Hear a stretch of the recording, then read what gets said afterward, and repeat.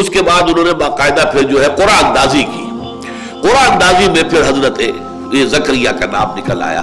اور حضرت زکریا جو ہے ان کے سگے خالو بھی تھے. حنا کی بہن ان کے گھر میں تھی. تو حضرت زکریا کو اللہ تعالیٰ نے، اللہ فرما رہے ہم نے اسے کفالت میں دے دیا زکریا کے. یعنی وہ تفصیل یہاں بیان نہیں کی گئی کہ کس طریقے سے ہوا ہے. وہ چونکہ قرآن اندازی کے ذریعے سے ہوا ہے، قرآن کے فیصلہ بہر اللہ تعالیٰ کرتا ہے جس کے نام پر قرآن نکلا. وَكَفَّلَهَا زَكَرِيَّا. اب یہ کہ اس لمبی داستان کو مختصر کرتے ہوئے بات ہو رہی ہے. اب گویا کہ حضرت مریم بڑی ہو گئی ہے، سمجھدار ہو گئی ہے، ان میں شعور پیدا ہو چکا ہے، جوان ہے. کلما دخل علیہا زکریا المحراب. حضرت زکریا نے ان کے لیے ایک علیحدہ محراب کہتے ہیں حجرے کو، وہ حضرت مریم کے لیے بھی ایک علیحدہ سے تعبیر کر دیا گیا ہیکل کے ساتھ. اور اس حجرے کے اندر جب بھی حضرت زکریا جاتے تھے، کلما دخل علیہا زکریا المحراب وجد عندها رزقا. وہ دیکھتے تھے کہ مریم کے پاس تو بہت عمدہ کھانے موجود ہیں اور بے موسم کے پھل موجود ہیں. اس میں رزق کی دو کی گئی ہیں وضاحتیں. ایک تو ایک رزق سے مراد ہے علم، ذہانت، فطانت، حکمت، معرفت کے موتی. یہ ہے مانوی رزق، اس کو بھی اللہ تعالیٰ نے رزق قرار دیا ہے. ایک یہ کہ واقعتاً جو مادی رزق ہوتا ہے، پھل ہے، اور پھل بھی وہ کہ جو موسم ہے ہی نہیں ان کا وہ پھل موجود ہے وہاں پر. تو دونوں کا امکان موجود ہے. اس لیے کہ یہ ایک معجزے کی شکل میں بھی ہو سکتی ہے کہ اللہ تعالیٰ بہترین جو ہے پھل ان کو وہاں پر فراہم کرتے ہو، اور ایک یہ بھی ہے کہ ذہانت، فطانت، علم، معرفت، اس کی چیزیں جو دیکھتے ہو تو اس سے ان کو حیرت ہوئی. کلما دخل علیہا زکریا المحراب وجد عندها رزقا قال یا مریم انا لک ھذا. تو انہوں نے کہا بہت ہی تعجب انگیز انداز میں، اے مریم یہ چیزیں تمہیں کہاں سے ملتی ہیں؟ قالت هو من عند اللہ. حضرت مریم نے جواب دیا یہ سب اللہ کی طرف سے ہے. ان اللہ یرزق من یشاء بغیر حساب. یقیناً اللہ تعالیٰ دیتا ہے جس کو چاہتا ہے بغیر حساب. جتنی چاہے دولت دے دے، جتنی چاہے ذہانت اور فطانت دے دے، جتنی چاہے نیکی، طبیعت کی نیکی عطا فرما دے، اللہ کی دین ہے. ہنالک دعا زکریا ربہ. لیکن اس وقت ان کے دل میں ہوک سی اٹھی کہ اللہ تعالیٰ اگر اس بچی کے اوپر اتنا مہربان ہے، اس بچی کو اس نے وہ کچھ دیا ہے، یا علم دیا ہے، یا معرفت دی ہے، یا حکمت دی ہے، یا اللہ تعالیٰ جو ہے یہ بے موسم کے پھل اس کو یہاں پہنچا رہا ہے، تو اس کی اگر قدرت جو ہے مجھ پر بھی یہ کچھ مہربانی ہو کر دے اللہ تعالیٰ، تو کیا بعید ہے کہ مجھے بیٹا عطا فرما دے اس بڑھاپے کی عمر میں بھی. ہنالک دعا زکریا ربہ. اسی وقت، اس کو ہنالک کا ترجمہ انگریزی میں ہوگا دیر اینڈ دین. دفعتاً ایک دعا جو ہے وہ ان کے قلب کی گہرائیوں سے ابھر کر آئی. اپنے رب کو انہوں نے پکارا. قال رب هب لي من لدنك ذرية طيبة. پروردگار مجھے بھی خاص اپنے خزانہ فضل سے، خزانہ فیض سے بڑی اچھی نیک صالح اولاد عطا فرما دے. انک سمیع الدعاء. یقیناً تو تمام دعاؤں کا سننے والا ہے. فنادته الملائکۃ وهو قائم یصلی فی المحراب. اب یہ محراب ہے خاص حضرت زکریا کی، اور پکارا انہیں حضرت زکریا کو فرشتوں نے وهو قائم یصلی فی المحراب، جبکہ وہ نماز میں کھڑے ہوئے تھے اس اپنے محراب میں، اپنے حجرے میں. ان اللہ یبشرک بیحییٰ مصدقا بکلمۃ من اللہ. اللہ تمہیں بشارت دیتا ہے یحییٰ کی، یعنی ایک بیٹا تمہارے یہاں ہوگا جس کا نام یحییٰ ہوگا، اور وہ تصدیق کرے گا اللہ کے کلمے کی. اللہ کے کلمے سے مراد حضرت مسیح علیہ السلام ہے، اس لیے کہ حضرت مسیح علیہ السلام کے وجود میں آنے میں جو باپ کا حصہ ہے وہ اللہ تعالیٰ کے کلمہ کن نے ادا کیا ہے. جیسے کہ کلمہ کن سے ہر شے عدم سے وجود میں آ جاتی ہے. انما امرہ اذا اراد شیئا ان یقول له کن فیکون. تو یہ جو انسانی ولادت ہے، ظاہر بات ہے کہ اس میں ایک ماں کا حصہ ہے، ایک باپ کا حصہ ہے. وہ باپ والا حصہ چونکہ یہاں نہیں تھا، لہذا یہاں پر اللہ تعالیٰ کا ایک خاص کلمہ جو ہے وہ اس کی جگہ پر کن، اس نے گویا کہ اس کی جگہ لی ہے. تو گویا کہ حضرت مسیح علیہ السلام خاص طور پر کلمۃ اللہ ہے، اللہ کا کلمہ ہے. تو وہ تصدیق کریں گے اللہ کے کلمے کی. وسیدن، اور وہ بڑے سردار ہوں گے، اونچے رتبے والے ہوں گے. وحسورن، اور بہت ہی نیک ہوں گے، مجرد رہیں گے، انہیں دنیاوی لذتوں سے، آسائشوں سے اور شہوات سے کوئی سروکار نہیں ہوگا. وَنَبِيًّا مِّنَ الصَّالِحِينَ، اور وہ نبی ہوں گے صالحین میں سے. یہ ہے جو کہ خوشخبری حضرت زکریا کو مل رہی ہے جبکہ وہ نماز پڑھ رہے تھے اپنے محراب میں، اپنے اس حجرے کے اندر. اب دیکھیے یہاں یہ معاملہ سامنے آ رہا ہے کہ اگرچہ خود دعا کی تھی، لیکن اس دعا کا ایک خاص وقت تھا کہ حضرت مریم پر جو بھی اللہ تعالیٰ کی رحمتیں اور اللہ کی طرف سے جو بھی انعامات کی بارش ہوئی تھی اس سے طبیعت میں ایک دم جو ہے غیر اختیاری طور پر وہ جوش پیدا ہوا، دعا کر لی. حالانکہ انتہائی خود بوڑھے ہو چکے تھے، ساری عمر بیوی جو ہے وہ باندھ نہیں تھی، کوئی اولاد ہوئی نہیں ساری عمر. اب ان حالات کے اندر دعا کر لینا، دعا تو کر لی، لیکن اب جب کہ ان کو مل گئی ہے، خوشخبری مل گئی ہے، تو طبیعت کے اندر ایک اشکال پیدا ہو رہا ہے، یا یہ کہیے کہ اس پر یقین حاصل کرنے کے لیے اس کی توثیق چاہ رہے ہیں اللہ سے کہ واقعی یہ بات ہو جائے گی. قال رب انا یکون لی غلام، کہا انہوں نے کہ پروردگار میرے کیسے بیٹا ہو جائے گا، وقد بلغنی الکبر، جبکہ مجھ پر تو بڑھاپا مسلط ہو چکا ہے، وامرأتی عاقر، اور میری بیوی جو ہے بانجھ ہے، ساری عمر بانجھ رہی. قال کذلک اللہ یفعل ما یشاء، تو فرشتوں نے جواب دیا کہ اسی طرح ہوگا، اللہ تعالیٰ کرتا ہے جو چاہتا ہے، اس کو کسی وسائل کی ضرورت نہیں ہے، بلکہ اس کے لیے تو کلمہ کن کہہ دینا کافی ہے.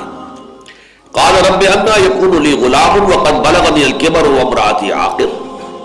حضرت زکریا نے عرض کیا پروردگار میرے ہاں کیسے بیٹا ہو جائے گا جبکہ مجھ پر بڑھاپا مسلط ہو چکا ہے اور میری بیوی بانجھ ہے، تمام عمر بانجھ رہی ہے.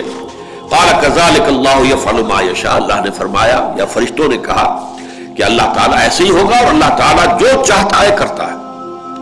قال رب اجعل لی آیہ، انہوں نے اس کے پروردگار میرے لیے کوئی نشانی مقرر کر دے. قال آیتک الا تکلم الناس ثلاثۃ ایام الا رمزا، فرمایا کہ تمہارے لیے یہ نشانی ہے کہ تم 3 دن تک متواتر لوگوں سے گفتگو نہیں کر سکو گے مگر صرف اشاروں کے ساتھ، یعنی قوت گویائی ان کی سلب ہو گئی.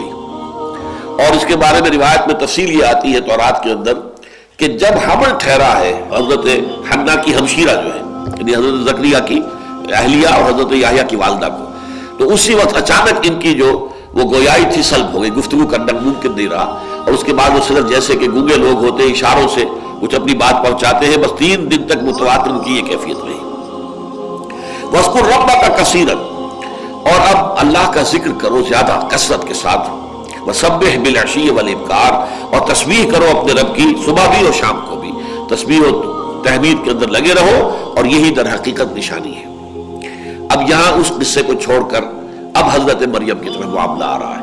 تمہید یہ قائم ہو گئی کہ حضرت یحییٰ کی ولادت جو ہے حضرت زکریا کے ہاں، یہ خود بھی تو کوئی عام جو قاعدے ہیں دنیا میں اس کے مطابق نہیں تھی. خرق عادت جس کو کہا جاتا ہے کہ جس میں کہ کوئی جو کامن فزیکل لاز ہیں ان کے خلاف کسی واقعے کا صدور اور ظہور جو ہے، اسی کو ہم معجزہ کہتے ہیں، خرق عادت کہتے ہیں. تو حضرت سارہ کے ہاں حضرت اسحاق کی ولادت بھی ایک معجزہ تھی 100 برس کی عمر میں. بلکہ جب حضرت سارہ کو اور حضرت ابراہیم کو آ کر فرشتوں نے خوشخبری دی ہے تو فسکت وجہ، انہوں نے تو اپنا ماتھا پیٹ لیا تھا.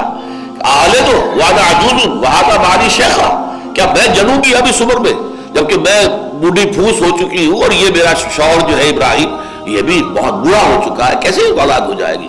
لیکن اولاد ہو گئی. حضرت سارہ کو بھی اللہ تعالیٰ نے حضرت اسحاق جیسا بیٹا عطا کر دیا. اسی طرح عام قواعد کی روح سے تو یہ بات بھی کوئی سمجھ میں آنے والی نہیں تھی کہ حضرت زکریا کے ہاں حضرت یحییٰ کی ولادت ہو گئی. اس سے ذرا سا ایک قدم آگے بڑھ کر ہے جو تمہارے لیے تم نے اس کو الوہیت کی بنیاد بنا لیا ہے. یہ الوہیت نہیں ہے، یہ اللہ تعالیٰ کا اپنا اختیار ہے، جو چاہتا ہے کرتا ہے. اب جو معاملہ رخ مڑ رہا ہے حضرت مریم کی طرف. وَإِذْ قَالَتِ الْمَلَائِكَةُ يَا مَرْيَمُ إِنَّ اللَّهَ اصْطَفَاكِ وَطَهَّرَكِ وَاصْطَفَاكِ عَلَىٰ نِسَاءِ الْعَالَمِينَ، اور یاد کرو جب کہ کہا فرشتوں نے مریم سے، اے مریم اللہ نے تمہیں پسند کر لیا ہے، چن لیا ہے، اور تمہیں بہت پاک کر لیا ہے، اور تمہیں تمام جہان کی عورتوں پر پسند کیا اور چن لیا ہے. یا مریم اقنتی لربک واسجدی، اے مریم اپنے رب کے لیے کھڑے ہو کر بھی عبادت کیا کرو اور سجدہ کر کے بھی عبادت کیا کرو. ورکعی، اور رکوع کیا کرو مع الراکعین، رکوع کرنے والوں کے ساتھ. ہو سکتا ہے کہ ہیکل ہی میں کوئی ایسا بندوبست بھی ہو کہ وہ حجاب کے اندر رہتے ہوئے وہ باجماعت بھی شریک ہوتی ہے، واللہ عالم. ذالک من انباء الغیب نوحیہ الیک، اے نبی یہ غیب کی خبریں ہیں جو ہم آپ کی طرف وحی کر رہے ہیں. ما کنت لدیہم یلقون اقلامہم، تو یہاں کہا جا رہا ہے کہ اے نبی آپ تو اس وقت موجود نہیں تھے جبکہ وہ لوگ اپنے قلم پھینک رہے تھے ایہم یکفل مریم، یہ طے کرنے کے لیے کہ ان میں سے کون کفالت کرے گا مریم کی. وما کنت لدیہم اذ یختصمون، اور نہیں تھے آپ اس وقت ان کے ساتھ موجود جبکہ وہ جھگڑ رہے تھے. ہر ایک یہ کہہ رہا تھا کہ میرا حق زیادہ ہے، میں اپنے پاس رکھوں گا. اس قالت الملائکۃ، اب آگے چلیے.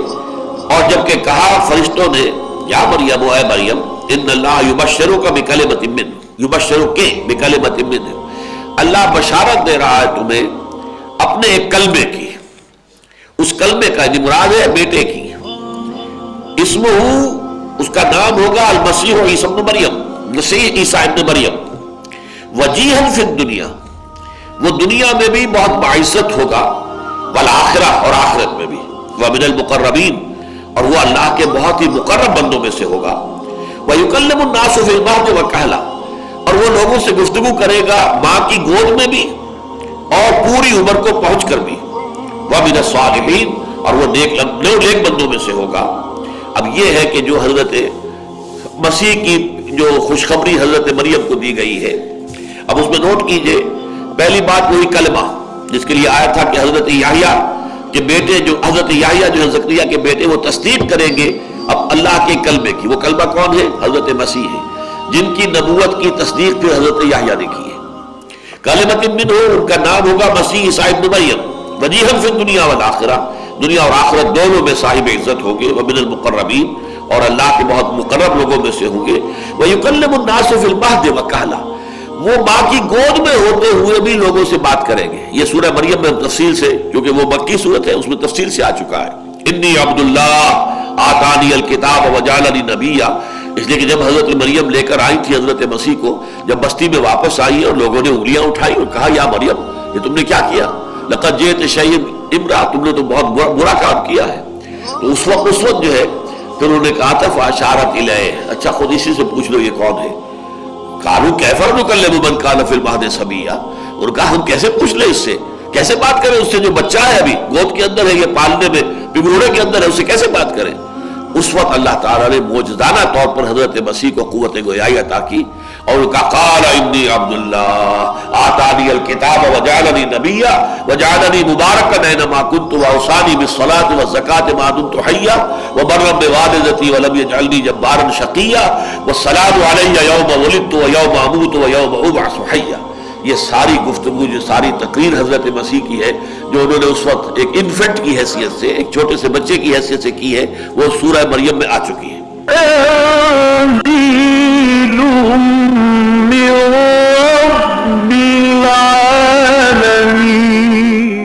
یا فرمایا یکلم الناس فی المہد، لیکن اس میں ایک لفظ کا اضافہ کر دیا وکہلا، اور بڑی عمر کو پہنچ کر بھی بات کرے گا.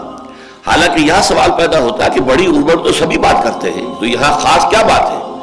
یہ در حقیقت اشارہ ہے اس پر کہ وہ کہولت کی عمر بھی عیسیٰ پر آئے گی. حالانکہ عیسیٰ جب کہ اٹھا لیے گئے، یا جو عیسائیوں کا اور یہودیوں کا جو عقیدہ ہے کہ وہ صلیب دے دیے گئے، تو اس وقت ان کی عمر صرف 33 برس تھی، وہ کہولت میں نہیں آئے تھے. 40 برس کی عمر تک بھی عربی زبان کے اعتبار سے وہ شاب ہوتا ہے، جوان.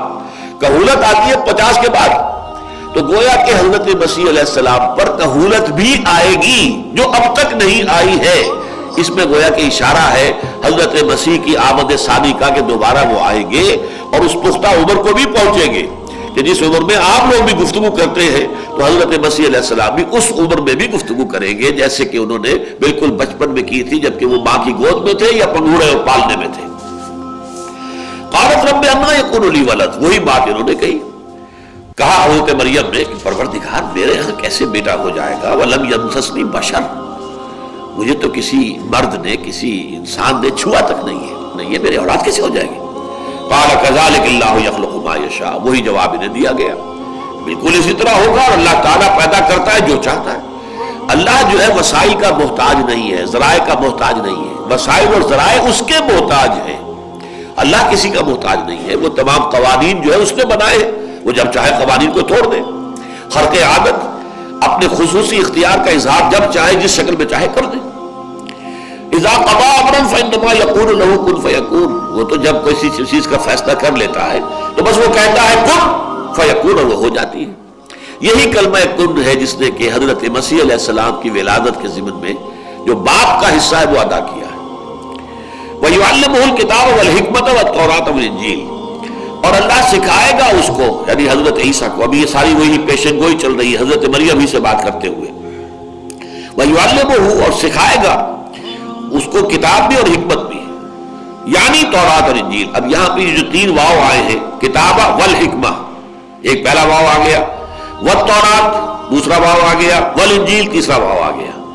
پہلا اور تیسرا واو جو ہے یہ واو عطف ہے، اور درمیانی واو جو ہے یہ واو تفسیر ہے. یعنی اللہ سکھائے گا انہیں تورات اور حکمت، یعنی اللہ سکھائے گا کتاب اور حکمت، یعنی تورات اور انجیل. اس لیے کہ تورات صرف کتاب ہے، انجیل صرف حکمت ہے. یہ بہت اہم نکتہ ہے، اس کو نوٹ کر لیجئے. تورات میں قوانین تھے، ڈوز اینڈ ڈونٹس، یہ کرو یہ نہ کرو. حکمت، دانائی، یہ ابھی نوع انسانی جو ہے عہد طفولیت میں تھی، وہ دانائی اور حکمت کی تلقین اسے کی ہی نہیں جا سکتی تھی. بچے کو آپ فلسفہ نہیں پڑھا سکتے، ہاں بچے کو آپ تاریخ کے حقائق بتا سکتے ہیں. اور حکمت ہے وہ دانائی، انڈر لائنگ وزڈم، اس قانون کے، ان احکام کے پیچھے، حکم کے پیچھے حکمت ہے. اس حکمت کی تعلیم جو ہے وہ بچپن میں نہیں دی جا سکتی، اگرچہ احکام دیے جا سکتے. لہذا نوع انسانی کے عہد طفولیت میں کتاب تورات دی گئی جس میں احکام تھے، دی 10 کمانڈمنٹس، لفظ ہی اس کے لیے مشہور یہ ہے، احکام عشرہ، دی 10 کمانڈمنٹس. لیکن پھر حضرت عیسیٰ کے زمانے تک نوع انسانی اس درجے پختہ ہو چکی تھی کہ اسے حکمت بھی تعلیم بھی دی گئی. تو کہ یعلمہ الکتاب والحکمہ، اللہ اسے سکھائے گا کتاب یعنی قانون بھی، اور حکمت دانائی بھی، یعنی والتورات والانجیل، یعنی تورات بھی اور انجیل بھی. تورات تو پہلے سے موجود ہوگی، اللہ تعالیٰ اس کی تعلیم اسے دے دے گا، اور انجیل اسے عطا فرمائے گا. وَرَسُولًا إِلَىٰ بَنِي اسرائیل. اب یہاں یہ نوٹ کرنے کے قابل ہے بات، وہ ہوگا ایک رسول بنی اسرائیل کی طرف. جب یہ 2 کنٹمپریریز ہمارے سامنے آتے ہیں، حضرت یحییٰ، لیکن ان کے لیے آخری لفظ جو آیا ہے وہ نبی من الصالحین، وہ صالحین میں سے نبی ہوں گے. ٹھیک. حضرت عیسیٰ کے بارے میں آیا رسولاً الی بنی اسرائیل، وہ رسول ہوں گے بنی اسرائیل کی طرف. یہ فرق ہے ان دونوں شخصیتوں کے مابین. حضرت یحییٰ نبی ہے، رسول نہیں ہے. حضرت عیسیٰ رسول ہے، لہذا حضرت یحییٰ قتل کر دیے گئے، حضرت عیسیٰ کو قتل نہیں کر سکتے تھے. وما قتلوہ یقینا، اس لیے کہ وہ تو اللہ کے رسول تھے، لہذا اللہ نے انہیں زندہ اٹھا لیا. ان کے اوپر کوئی بھی مرحلہ جو ہے وما قتلوہ وما صلبوہ ولکن شبہ لہ، یہ فرق نوٹ کر لیجئے کہ نبی جو ہے وہ قتل ہو سکتا ہے، رسول ہرگز قتل نہیں ہو سکتا. تو بڑا بنیادی فرق ہے اس میں. اگرچہ اس میں پھر مسائل جو ہے ہم نے اگرچہ بڑی تفصیل سے ان چیزوں میں بحث کی ہوئی ہے، بہت سے حضرات کے لیے نئی باتیں ہوگی. نبی اور رسول میں فرق کیا ہے؟ دیکھیے پہلی بات یہ ہے، نبی عام ہے، رسول خاص ہے. یعنی ہر نبی رسول نہیں ہو سکتا، لیکن ہر رسول لازماً نبی ہے. نبی نہیں ہوگا تو رسول نہیں ہو سکتا، لیکن ہر نبی رسول نہیں ہے. ایک بات تو یہ سمجھ لیجئے جو متفق علیہ ہے تمام علماء کے درمیان، کہ نبی عام ہے، رسول خاص ہے. ہر رسول لازماً نبی ہے، ہر نبی لازماً رسول نہیں ہے. نبوت ایک کاڈر ہے، اس میں سے منتخب کر کے پھر جس کو اپوائنٹمنٹ دے دی جائے، جاؤ وہاں اذهب الى فرعون انه طغى، جاؤ فرعون کی طرف، وہ بڑا سرکش ہو گیا ہے، یہ اپوائنٹمنٹ ہو گئی. جاؤ فلاں قوم کی طرف، انہیں خبردار کرو، اب یہ اپوائنٹمنٹ ہو گئی. جب اپوائنٹڈ ہو جاتا ہے کوئی نبی کسی خاص قوم یا کسی خاص علاقے یا کسی خاص شہر کی طرف، اب وہ رسول ہے، وہ اللہ کا نمائندہ ہے. اللہ کا نمائندہ جو بن کر جب وہ آیا ہے قوم کے پاس، اگر قوم اس کے خلاف کوئی اقدام کرے گی تو گویا وہ اللہ کو چیلنج کر رہی ہے. لہذا اللہ تعالیٰ جو ہے کتب اللہ لأغلبن انا ورسلی، اللہ نے طے کیا ہوا کہ میں اور میرے رسول غالب آ کر رہیں گے. یہ ہو ہی نہیں سکتا کہ اللہ کے رسولوں کے اوپر کوئی غالب آ سکے. حضرت نوح علیہ السلام نے اسی لیے یہ دعا کی تھی، فریاد کی تھی، انی مغلوب فانتصر، پروردگار میں تو مغلوب ہوا جا رہا ہوں، میری قوم جو ہے یہ کافر جو ہے مجھ پر غالب آتے چلے جا رہے ہیں، میری مدد کر. مدد آئی اور پوری قوم کو ہلاک کر دیا گیا اور رسولوں کو بچا لیا گیا. یہی معاملہ حضرت ہود کا ہوا، حضرت صالح کا ہوا، حضرت شعیب کا ہوا، حضرت لوط کا ہوا، سب کا معاملہ رسول بچا لیے جاتے ہیں. تو یہ جو ہے اس میں ان تھوڑے سے الفاظ کے ذریعے سے بھی جو بہت بڑی بڑی حقیقتیں مثبت ہوتی ہیں، یہ در حقیقت ان پر کھلتی ہیں کہ جن کے ذہن میں سوال پیدا ہو جائے. سوال پیدا ہو گیا کہ نبی اور رسول میں کوئی فرق ہے؟ جیسے ایک بڑی موٹی بات ہے، مسلم اور مومن میں کوئی فرق ہے؟ جہاد اور قتال میں کوئی فرق ہے؟ اب لوگ اکثر و بیشتر ان اصطلاحات کو مترادفات کے طور پر استعمال کرتے ہیں. مومن مسلم مسلم مومن ایک ہی بات ہے. جہاد قتال قتال جہاد ایک ہی بات ہے. نبی رسول رسول نبی ایک ہی بات ہے. قطعاً نہیں ہے. جب دو اصطلاحات جدا ہیں، حالانکہ وہ مسلم یہ کسی زبان کے کوئی سے دو لفظ بھی بالکل ہم معنی نہیں ہوتے، کوئی نہ کوئی باریک فرق ہوتا ہے. جیسا کہ میں نے آپ کو بتایا استفاء اور اجتباع فرق ہے بہت بڑا. استفاء میں چوائس ہے، کسی کی پسند اور ناپسند کا معاملہ ہے، اور اجتباع میں کسی کا سلیکشن ہے کسی مقصد کے لیے، وہ طے کیا جائے گا اس مقصد کے لیے کون موضوع ہے. تو زمین و آسمان کا فرق ہو گیا. اسی طرح نبی اور رسول کا معاملہ ہے. باقی تفصیلات میں زیادہ جانے کا یہ موقع نہیں ہے. نوٹ کر لیجئے کہ حضرت یحییٰ کے لیے جتنے الفاظ آئے ان میں ٹاپ موسٹ رسول نبی من الصالحین، اور حضرت عیسیٰ کے لیے رسولا الی بنی اسرائیل. اب یہاں پہ حضرت مسیح علیہ السلام کی ولادت کا واقعہ، پھر ان کے جوان کیسے ہوئے، پھر کس کس مراحل سے وہ گزرے ہیں، ان سب کو چھوڑ کر اب حضرت مسیح کی دعوت شروع ہوئی ہے. یہ تقریباً 30 برس کی عمر میں انہوں نے، جسے یہ منسٹری کہتے ہیں، he started ministry at the age of 30، یعنی انہوں نے دعوت و تبلیغ کا کام جو شروع کیا ہے وہ 30 برس کی عمر میں شروع کیا ہے. انی قد جئتکم بآیۃ من ربکم، حضرت مسیح نے یہ کہا اپنی قوم سے، بنی اسرائیل سے، کہ میں آیا ہوں تمہارے پاس تمہارے رب کی طرف سے ایک نشانی لے کر. ایک نہیں کئی نشانیاں. وہ کیا کیا نشانیاں ہیں؟ نمبر 1، انی اخلق لکم من الطین کہیئۃ الطیر فانفخ فیہ فیکون طیرا باذن اللہ، کہ میں تمہارے سامنے، لکم سے مراد ہے تمہارے سامنے، میں بناؤں گا گارے سے ایک پرندے کی شکل، پھر اس میں پھونک ماروں گا اور وہ اڑتا ہوا پرندہ بن جائے گا. یہ ہے تخلیق حیات، اللہ کا خاص عمل ہے. لیکن اللہ تعالیٰ نے یہ عظیم معجزہ بھی حضرت مسیح علیہ السلام کو عطا کیا ہے. جو حصی معجزات ہوتے ہیں، وہ معجزہ جو آنکھ سے دیکھا جا سکے، اس میں ٹاپ کے معجزات ہوئے جو حضرت مسیح کو دیے گئے. اس سے اونچا کوئی سوال ہی پیدا نہیں ہوتا. احیاء موتا اور خلق حیات، زندہ کر دینا مردوں کو. قم باذن اللہ، قبر میں آپ نے سامنے کھڑے ہو کر پکارا ہے لازرس کم آؤٹ، اور لازرس باہر آ گیا ہے. وہ دفن کیا جا چکا تھا کئی دن پہلے، وہ نکل کے باہر آ گیا. تو یہ ہوا ہے. اس حوالے سے جو ٹاپ کے ہو سکتے ہیں معجزے وہ دیے گئے. اس کے بھی ہاتھ پھیرا ہے اور اس کی آنکھیں دیکھنے والی ہو گئی. اور کوڑھی، وہ مرض کے جو لا علاج اور انتہائی یوں سمجھیے کہ تکلیف دہ اور قابل نفرت، جس کے قریب جو ہے کوئی جانا پسند نہیں کرتا تھا، ہاتھ پھیرتے تھے اور وہ صحیح ہو جاتا تھا. وَأُحْيِي الْمَوْتَىٰ بِإِذْنِ اللَّهِ، اور میں مردوں کو زندہ کر دیتا ہوں اللہ کے حکم سے. وَأُنَبِّئُكُم بِمَا تَأْكُلُونَ وَمَا تَدَّخِرُونَ فِي بُيُوتِكُمْ، اور میں تو تمہیں بتا دیتا ہوں کیا تم کھا کر آئے ہو اور کیا تم اپنے گھر میں چھوڑ کر آئے ہو، بچا کر آئے ہو. اپنے فریج میں کیا کچھ رکھا ہوا ہے تو نہیں ہے، میرے علم میں ہے، میں تمہیں بتا دیتا ہوں. ان فی ذلک لآیۃ لکم، یہ سب چیزیں ایک نشانی ہے تمہارے لیے کہ تم پہچان لو کہ میں اللہ کا رسول ہوں، اللہ کی طرف سے فرستادہ ہوں. تمہارے لیے آخری موقع بن کر آیا ہوں کہ اب بھی درست ہو جاؤ. اس لیے کہ بنی اسرائیل بہت زبردست زوال سے دو چار ہو چکے تھے. ان کا زوال یہ تھا کہ جہاں تک تو مذہب کے قانونی چیزیں ہیں ان پر تو بڑی مضبوطی کے ساتھ جمے ہوئے تھے، بلکہ اس کی تو بال کی کھال اتارتے تھے. لیکن جو دین کی اصل روح ہے، خشیت اللہ، اللہ کا تقوی، اللہ کا خوف، خلق خدا کے لیے رحم دلی، مودت کا ہونا، شفقت کا ہونا، ہمدردی کا، یہ چیزیں بالکل ختم ہو چکی تھی.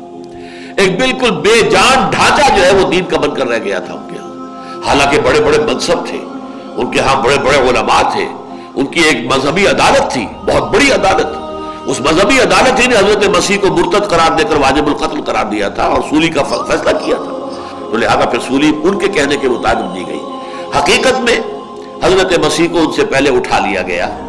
اور جو بات کہی ہے برنباس کی انجیل میں آئی ہے کہ حضرت مسیح کے جس حواری نے، جو یوڈاس اسکریوٹ جس کا نام تھا، یوڈاس اسکریوٹ، اس نے گرفتار کروایا تھا حضرت مسیح کو. حضرت مسیح جو ہے ایک جگہ پر روپوش تھے ایک باغ کے اندر، اس نے مخبری کی، گرفتار کرایا. تو برنباس یہ کہتے ہیں کہ اس کی شکل بدل دی گئی، حضرت مسیح کی صورت بنا دی گئی اس کی.